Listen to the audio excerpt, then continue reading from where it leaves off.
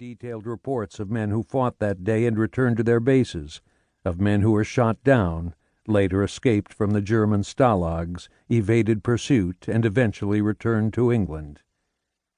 I have gone through the final reports of the headquarters of the 8th Air Force and of its combat arms, the 8th Bomber Command and the 8th Fighter Command. There were also the records of the United States Strategic Bomb Survey, which afforded a 20/20 hindsight of the attack and its results, and include the papers of German industrialists who were in the attacked ball-bearing plants during the raids and afterward. I have also studied German Fighter Command reports and have talked with German pilots who flew that October day against our bombers. In addition to all these first-hand verbal reports and documentary records, accounts, and analyses, there were thousands of feet of film to be studied.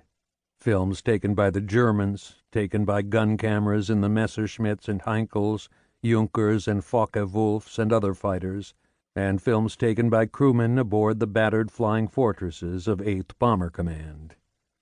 These are the sources that made up this story. When the manuscript was completed, it was read by the Historical Division and the Security Review Branch of the United States Air Force, by Colonel Peasley, who led the mission, and by others who flew Mission 115, and in so doing contributed to a brilliant accomplishment in the history of our combat in the air. I am grateful for their valuable suggestions. Responsibility for any inadvertent errors, however, is mine. What you hear in Black Thursday is a compilation of all this material, and has been derived from the sources described above, except where other sources are specifically identified in the text. This does not, of course, tell of all of the many contributors to this book. Lieutenant Colonel Garrison, for example, as we cruised high above the earth in a bomber, would describe some of the things that happened that day 17 years ago.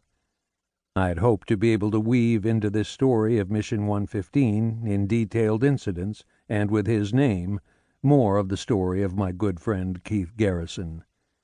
Much of the combat material in Black Thursday comes from men such as Keith.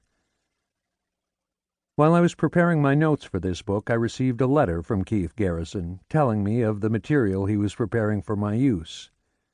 "I hope," he wrote, "to have the material assembled before too long, and I will quickly send it along for your evaluation.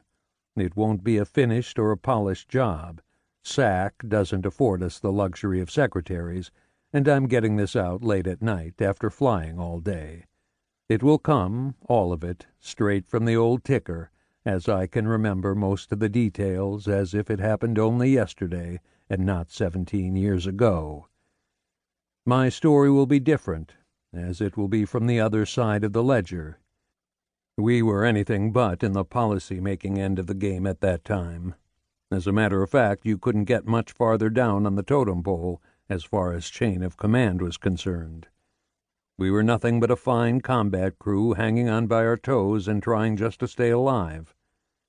By virtue of surviving this mission, my third, and several following in which we suffered heavy losses, I inherited the job of squadron navigator, and then started flying group, wing, and division lead missions, even though I was only 19 years old and less than 6 months out of flying school.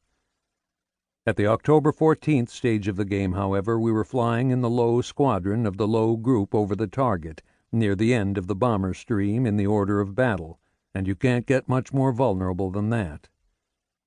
I'm sorry for the delay in getting all this stuff to you. I have been so busy learning my new job and getting a recheck in the B-52 that I haven't had a moment of spare time. But this is something that I really want to do, and I will make the time. It is painful to write that Keith never found the time that he needed. 3 days after he wrote this letter to me, Keith Garrison was killed in the flaming crash of his B-52 bomber. In a way, I hope this book will stand as a strong and living memory to Keith and the men with whom he flew then and through all the years since Mission 115. You will not find Keith Garrison's name throughout this book, as you will find the name of his former commander, Bud Peasley, but he is there, for this too was Keith's battle. I have flown also with Bud.